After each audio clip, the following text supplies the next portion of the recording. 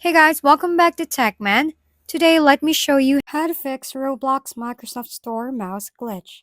To fix the Roblox Microsoft Store mouse glitch, there are two effective approaches. The first and most reliable method is to switch to the official Roblox client instead of using the Microsoft Store version. Many users report that has resolved all courses issues immediately.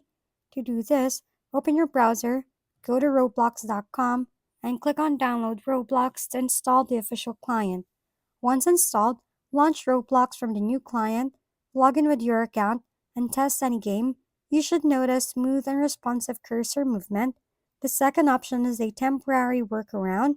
Enable full screen mode by pressing F11 while playing.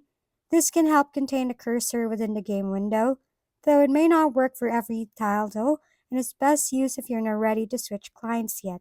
Keep in mind that updates to the Microsoft Store version may eventually fix this, but switching to the official client provides a more permanent solution. If we've been helpful, kindly give us a thumbs up and don't forget to hit the subscribe and bell button for more contents. For any questions and suggestions, comment down below.